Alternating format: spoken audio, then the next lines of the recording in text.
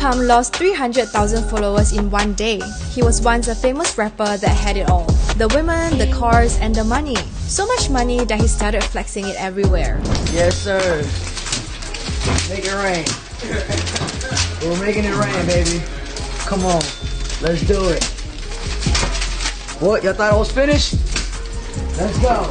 Where the strippers at? But the fame went over his head, and he started doing some crazy things, like uploading videos of himself peeing on his money. Who pissing on their money, Ain't nobody doing that like me. Opening an OnlyFans account, and even shooting a gun in his mom's house. At this point, people thought he had lost his mind. But turns out, there's a hidden reason why Lil Pump is acting this way.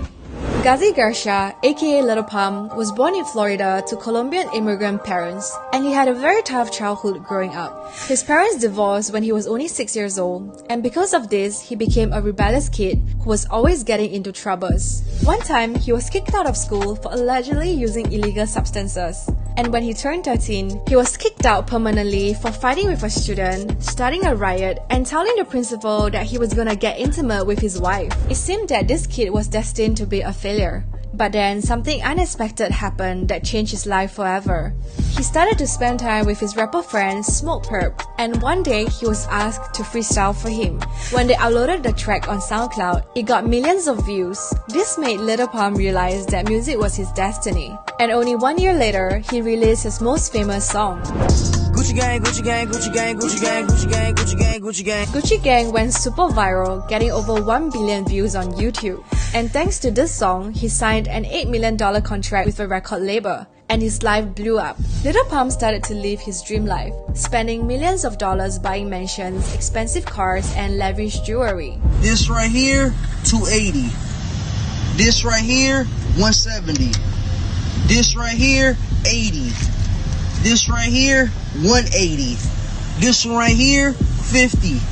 These right here, another 50. Now you do the math. But there was a big problem. He became so obsessed with getting famous that he forgot to make good music. And when he finally tried to release new hits, he realized he couldn't go viral again. And in a desperate attempt to keep his fame alive, he started to do crazy things to get some attention, like destroying his car for a song, throwing away money for clout, and even said this to Eminem. Eminem, you is lame as hell. Ain't nobody listening to your old ass. You lame as bitch. Lil Pump had lost his mind, and the internet went hard on him. They said he was just looking for clout, and they even called him Little Chump. And they reminded him that Eminem had bigger numbers on Spotify. The hate was so much that Lil Pump had to apologize for what he said. I never understood the Eminem, Lil Pump. Like, what was that about? I even told you. I was like, my fault, I was asleep. I'm so sorry about that. But the worst thing is that his reckless behavior got him into big trouble. He was arrested for firing a gun in his apartment, another time for allegedly trying to bring drugs on the flight. That's not my bag. That's not my bag. Yeah. That's not my bag. I don't care. That's my bag. And one time, he even live-streamed his arrest after being detained in Europe.